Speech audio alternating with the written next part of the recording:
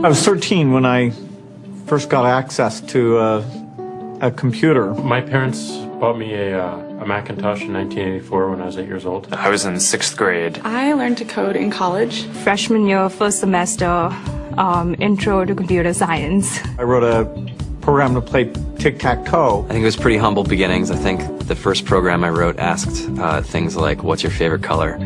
Or how old are you? I first learned how to make a green circle and a red square appear on the screen. The first time I actually had something come up and say, hello world, and I made a computer do that. It was just astonishing. Learning how to program didn't start off as wanting to learn all of computer science or trying to master this discipline or anything like that. It just started off because I wanted to do this one simple thing. I wanted to make something that was fun for myself and my sisters. And I wrote this little program and then basically just add a little bit to it. And then when I needed to learn something new, I looked it up either in a book or on the internet and then added a little bit to it. It's really not unlike kind of playing an instrument or something, or playing a sport. It starts out being very intimidating, but you kind of get the hang of it over time. Coding is something that can be learned, and I know it can be intimidating. A lot of things are intimidating, but what isn't? A lot of the coding that people do is actually fairly simple. It's more about the process of breaking down problems than sort of coming up with complicated algorithms as people traditionally think about it.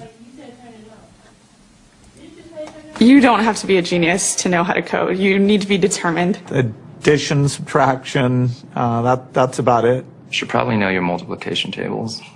You don't have to be a genius to code. Do you have to be a genius to read? Even if you want to become a race car driver or play baseball, or build a house, all of these things have been turned upside down by software. What it is computers are everywhere. You want to work in agriculture? Do you want to work in entertainment? Do you want to work in manufacturing? It's just all over.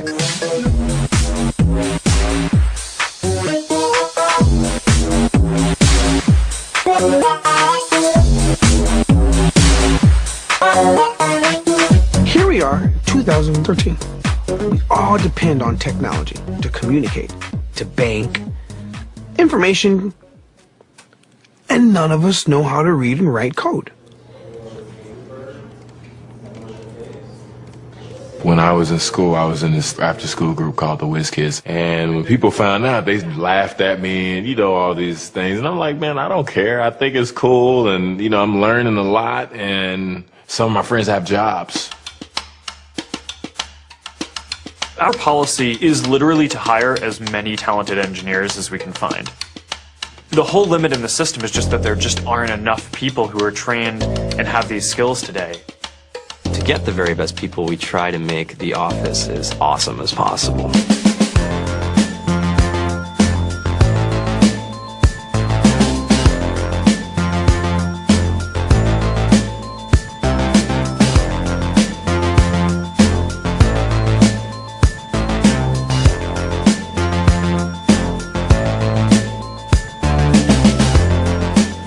We have a fantastic chef.